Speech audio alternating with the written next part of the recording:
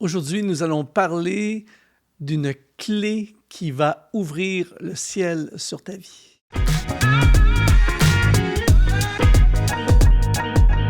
Bonjour, ici Luc Dumont. Merci d'être là pour notre émission Exponentiel Lifestyle, une émission qui a comme objectif de t'amener plus loin dans ta marche avec le Seigneur, de faire de toi, de t'équiper pour que tu sois un disciple de Jésus à fond. Et l'une des choses qui est importante, si tu veux vraiment rayonner dans ce monde, si tu veux vraiment faire ta marque dans ce monde, si tu veux devenir ce que le Seigneur t'appelle à devenir, eh bien, c'est de marcher sous un ciel ouvert. Je ne sais pas si tu as remarqué, mais il y a des gens, tu les regardes aller et tu as vraiment l'impression qu'il y a un ciel ouvert sur leur vie.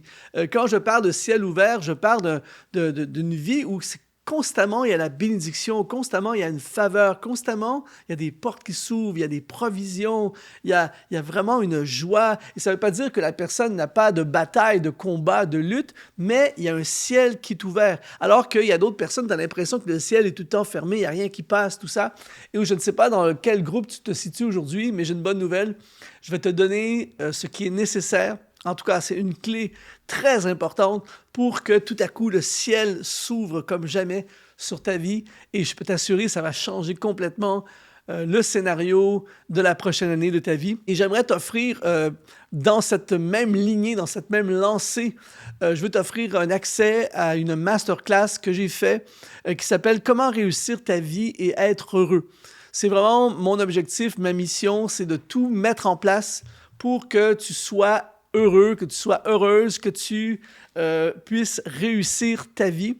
Alors, cette masterclass, elle est accessible tout à fait gratuitement. Ce sera le premier lien qui sera dans la description de cette vidéo. Tu te connectes et tu as un accès gratuit. Tu peux regarder cette masterclass où je vais te donner des clés pour que tu sois heureux, heureuse et que tu réussisses dans ta vie. Dans cette vidéo, aujourd'hui, on va justement regarder à quelque chose qui va ouvrir le ciel sur ta vie. C'est hallucinant. Je l'ai vécu, je le vis. C'est vraiment quelque chose de fabuleux. Et malheureusement, dans la réalité de l'Église francophone, j'ai voyagé, si tu ne me connais pas, j'ai voyagé pendant des années, j'ai fait des concerts un peu partout dans la francophonie, j'ai fait des conférences, j'ai prêché dans des centaines et des centaines d'églises sur près de 3 décennies.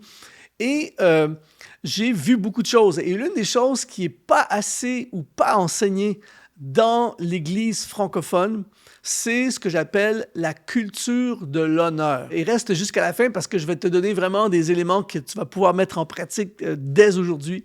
Mais la culture de l'honneur, et je n'arrive pas à l'expliquer dans tous les détails parce que c'est un des mystères du royaume, c'est une des clés du royaume de Dieu. Mais la culture de l'honneur ouvre le ciel.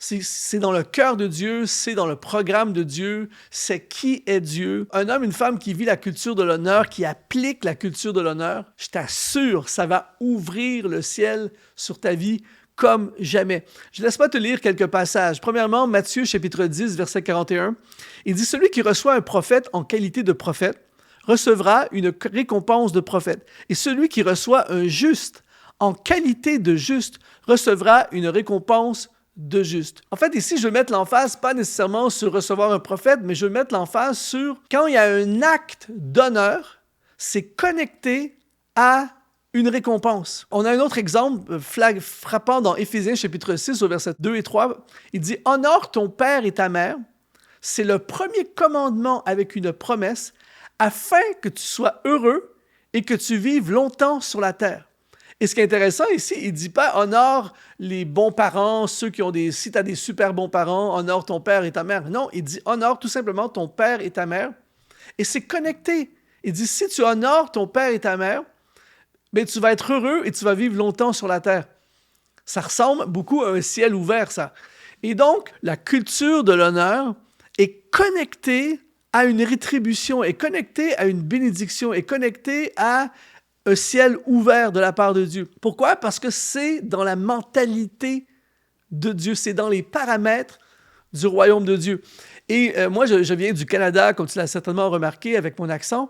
Je viens du Canada et dans la culture occidentale, eh bien, ce n'est pas quelque chose qui est enseigné vraiment. Moi, je n'ai pas grandi nécessairement, j'ai des super parents, mais je n'ai pas grandi dans une mentalité, je veux dire, au niveau de l'éducation, l'école, la culture autour de moi, dans une culture de l'honneur, hein. Au contraire même. C'est souvent une culture où on frappe sur les gens, on critique, on attaque, et puis c'est chacun pour soi, c'est très égocentrique, moi, mes besoins, tout ça, qui est contraire à ce qui est en opposition, en fait, avec les principes du royaume de Dieu. Et j'ai découvert, lorsque j'ai donné ma vie à Christ et que j'ai commencé à devenir un disciple de Jésus, j'ai découvert les fondamentaux de la parole de Dieu et j'ai étudié le sujet pour m'apercevoir que, wow, c'est vraiment quelque chose d'important dans le cœur de Dieu. Et j'ai commencé tranquillement dans ma vie à appliquer des principes de l'honneur. J'ai été complètement épaté de voir à quel point à chaque fois que j'applique la culture de l'honneur, que je vis la culture de l'honneur, ça ouvre le ciel dans toutes sortes de dimensions de ma vie. On va regarder, par exemple, à quelques textes ensemble aujourd'hui, et je t'assure qu'à la fin de cette vidéo, tu vas être motivé plus que jamais à vivre la culture de l'honneur. Il y a ce que j'appelle en fait les bénéfices de l'honneur. Quand on lit, par exemple, dans l'Évangile de Jean, au chapitre 11, les versets 1 à 4, ça dit, il y avait un homme malade, Lazare de Béthanie, village de Marie et de Marthe, sa sœur. Et c'était cette Marie qui oignit de parfum le Seigneur et qui lui essuya les pieds avec ses cheveux. Et c'était son frère Lazare qui était malade. Les sœurs envoyèrent dire à Jésus, Seigneur, voici celui que tu aimes est malade. Après avoir entendu cela, Jésus dit, cette maladie n'est point à la mort, mais elle est pour la gloire de Dieu, afin que le Fils de Dieu soit glorifié par elle. Alors, ici, on a trois personnes. On a Lazare, évidemment, et on a les deux sœurs, Marthe et Marie, qui vont être témoins de quelque chose d'énorme. On a cette fameuse Marie. Je t'encourage à lire ces passages, ce texte, mais en fait, c'est celle qui a versé un parfum de grand prix aux pieds de Jésus. Je vais t'en parler dans un instant. Mais ce qui est intéressant, c'est que ces femmes vont profondément honorer Jésus et ces femmes vont voir leur frère Lazare être ressuscité des morts. Je ne sais pas pour toi, mais la résurrection de quelqu'un qui est mort, ce n'est pas quelque chose de commun, c'est vraiment quelque chose de surnaturel, d'absolument incroyable. Et elles ont eu accès au surnaturel. L'une des choses que ça va provoquer dans ta vie lorsque tu vas honorer, premièrement, Dieu, honorer Christ, quelqu'un qui vit une vie qui honore le Seigneur. La première personne à qui nous devrions rendre l'ultime honneur, c'est au Seigneur. Quelqu'un qui vit pour la gloire de Dieu. Quelqu'un qui vit et qui consacre tout ce qu'il est, toute ta vie au complet, elle est dédiée pour l'honneur. Tu vis pour la gloire du Seigneur. Tout ce que tu fais, tu dis, tes priorités de vie, tout ça, tu fais tout en fonction d'honorer Christ.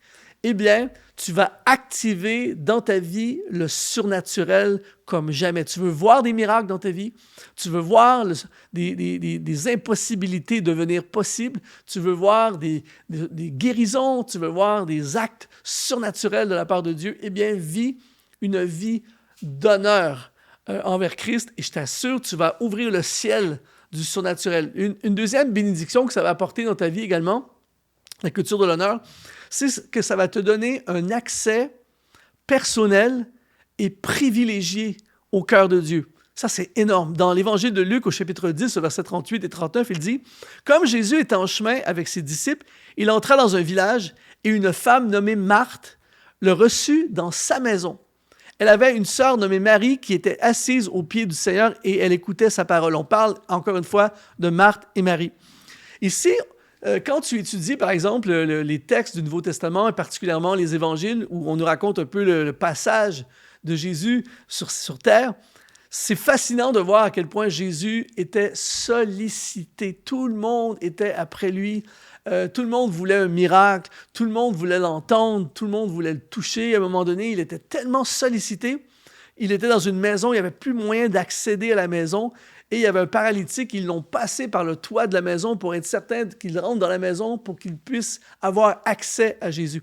Donc, tu peux imaginer toutes les invitations que Jésus devait avoir. Si Jésus avait été un prédicateur des temps modernes comme aujourd'hui, son programme aurait été booké pour les prochaines années. Tout le monde voulait l'inviter. Le gars, c'était phénoménal. C'est Jésus, c'est le Fils de Dieu.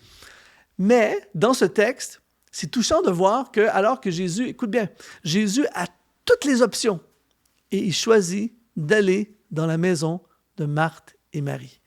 Elles ont un accès privilégié au Fils de Dieu. Elles sont assises à ses pieds avec lui. Il vient chez eux pour manger, pour passer du temps avec eux. Pourquoi? Parce que ces femmes vivaient dans l'honneur. Elles ont honoré Christ. Elles ont honoré sa présence. Et à cause de ça, il est resté avec eux. Il est venu. Et une des choses que j'ai remarquées, par exemple, dans les églises, en voyageant dans les églises, j'ai remarqué que les églises qui honorent la présence de Christ au milieu d'eux vont vivre la présence de Christ. C'est-à-dire que des fois, on peut se réunir dans une église, mais être tellement centré sur notre propre agenda, notre propre programme. Voici ce qu'on va faire ce matin, voici ce que je veux faire, voici ce que je veux chanter, voici ce que je veux dire, tout ça. Notre programme est tellement programmé d'une certaine façon qu'il n'y a pas vraiment une invitation. En fait, si la présence de Christ se manifeste, elle va troubler notre programme. Ça va déranger un peu notre programme et on fait un programme de telle sorte qu'il n'y a pas de place pour être dérangé par sa présence. C'est comme si moi, j'organise un repas chez moi, mais j'ai tout prévu en détail. Et si toi, tu n'es pas dans mon programme, mais tu vas me déranger alors que je t'invite chez moi. Alors, par exemple, moi, ça m'est arrivé tellement de fois dans ma vie, on m'invite à manger, mais on ne se soucie pas de ce que j'aime à manger. Et ça m'est arrivé de me faire imposer des choses à manger que je n'aime vraiment pas. C'est vraiment des trucs, des fois, c'est presque les pires trucs que je peux même pas imaginer manger. Et on m'impose de manger ces choses-là alors qu'on m'accueille, tu vois? Alors que l'honneur, c'est de recevoir quelqu'un à manger et lui dire qu'est-ce qu'on peut faire pour toi, qu'est-ce que tu aimerais manger, qu'est-ce qui te ferait vraiment plaisir. Moi, j'ai des amis comme ça qui m'invitent et je me souviens d'une fois, je suis allé chez des gens et ils m'ont dit « Luc, c'est quoi tes plats préférés? » Et ils m'ont fait mes plats préférés. Ça, c'est de l'honneur de très haut niveau. Alors, c'est la même chose. Elles ont honoré Jésus. Et à cause de ça, il est venu dans leur maison. Il a passé du temps avec eux. Le ciel s'est ouvert de la bénédiction. Ensuite, une des choses que l'honneur va faire dans ta vie, c'est que l'honneur va te permettre d'avoir encore plus d'honneur. C'est quand même incroyable. Jésus a été honoré d'une façon démesurée par cette femme au parfum de Grand Prix. Dans Marc, chapitre 14, verset 9, je vous le dis en vérité, partout où la bonne nouvelle sera prêchée, dans le monde entier, on racontera aussi en mémoire de cette femme ce qu'elle a fait. Pour te mettre dans le contexte, cette femme, rappelle-toi, contexte du Nouveau Testament, la femme n'a pas beaucoup de droits, les femmes étaient un peu méprisées, tout ça. Marie entre dans la maison et elle va verser aux pieds de Jésus un parfum qu'on nous dit qui était probablement l'équivalent d'une année de salaire. C'est quand même incroyable quand tu penses un parfum, je suis désolé, mais le parfum Chanel à 150 €, c'est rien comparativement à ce parfum. En fait, un parfum qui vaut 1 an de salaire, à chaque fois que tu fais c'est 100 € à chaque fois.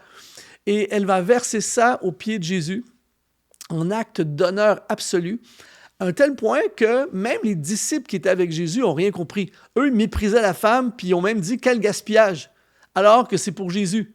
Donc, même eux n'ont pas compris le niveau d'honneur que cette femme a manifesté envers Jésus. Et ce qui est incroyable dans cette histoire, c'est que Jésus va dire « partout où l'Évangile sera prêché, on parlera de cette femme. » Et aujourd'hui, regarde, là, en ce moment, au moment où tu regardes cette vidéo, je parle de cette femme. Moi, j'ai vécu un truc dans ma propre vie, un truc, en fait, je ne l'ai pas fait intentionnellement, mais aujourd'hui, je réalise l'impact de cette femme. C'est-à-dire que j'ai écrit un chant, peut-être que tu l'as déjà entendu ou tu l'as déjà chanté probablement dans une église. J'ai écrit un chant il y a plusieurs années qui s'appelle « Je te donne tout, je te donne mon cœur ». Et quand j'ai écrit ce chant, il y a un couplet du chant que j'ai écrit en l'honneur de cette femme. En fait, quand j'ai écrit ce chant-là, « Je te donne tout », j'avais en tête la femme au parfum de Grand Prix et j'ai voulu écrire un chant pour un peu résumer le cœur de cette femme. Et il y a un couplet dans le chant qui dit un parfum de valeur sur toi est répandu, c'est l'offrande de mon cœur, je suis à toi, Jésus, et je te donne mon cœur, je te donne tout, tout ça. » Et donc, j'avais la femme au parfum de Grand Prix. J'ai publié dans ma vie peut-être 180 chants sur différents albums, tout ça. Dans tous les chants que j'ai écrits, j'ai aucun chant qui a été aussi loin que le chant « Je te donne tout ».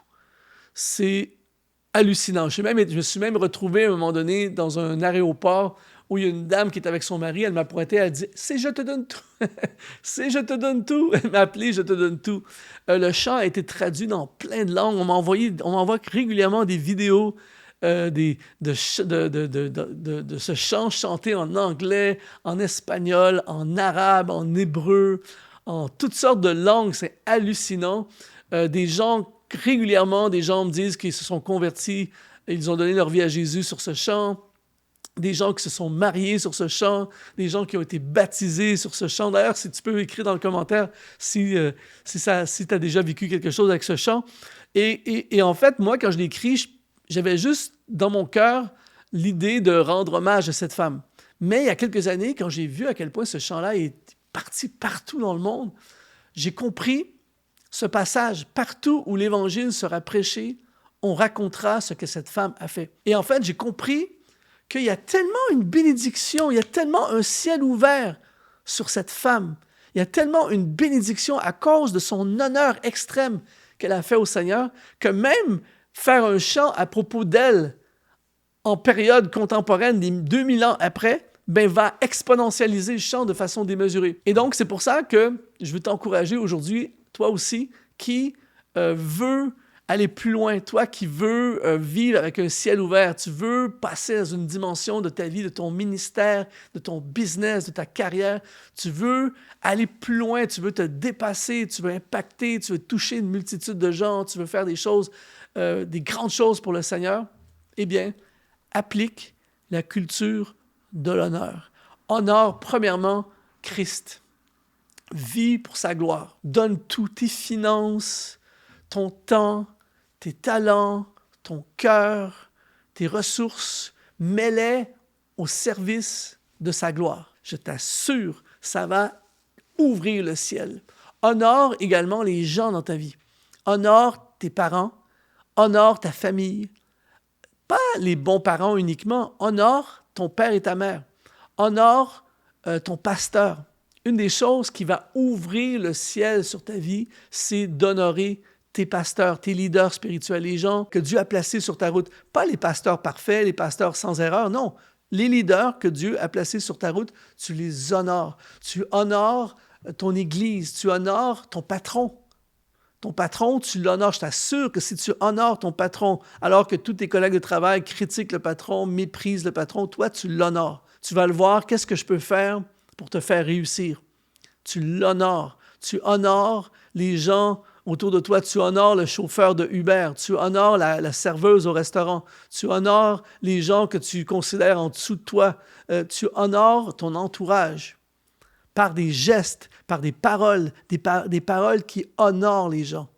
Eh bien, je t'assure que tu vas vivre dans la prochaine année une dimension de la faveur de Dieu. C'est comme si tout à coup, le ciel va s'ouvrir sur toi. Tu vas littéralement passer dans une nouvelle dimension. D'ailleurs, tu m'écriras pour me partager, me raconter comment Dieu l'a fait, parce que je suis certain que tu vas le vivre. C'est un principe du royaume. C'est comme si c'est une loi du royaume. C'est-à-dire que si, par exemple, je monte sur un édifice et je me lance en bas d'édifice, la loi de la gravité fait que je tombe. Je peux faire n'importe quoi, je vais tomber. La loi de la gravité me fait tomber. C'est assuré. Tu sais déjà ce qui va arriver. Eh bien, c'est la même chose avec les lois du royaume. Quand tu appliques la culture de l'honneur, tu actives la bénédiction de Dieu. Ça ouvre le ciel dans ta vie. Et j'ai hâte que tu me racontes comment Dieu va le faire dans ta vie. Alors, merci d'avoir été là. Je t'encourage justement à continuer. C'est pas fini cette vidéo. Si tu veux continuer, eh bien, va dans la masterclass gratuite « Comment réussir ta vie et être heureux ». C'est le premier lien qui apparaît dans la description de cette vidéo. Tu cliques sur ce lien et tu te connectes avec cette formation et tu vas découvrir d'autres clés pour réussir ta vie et être heureux. Ici, Luc Dumont, c'est vraiment un honneur de te servir et je te dis, sois exponentialisé.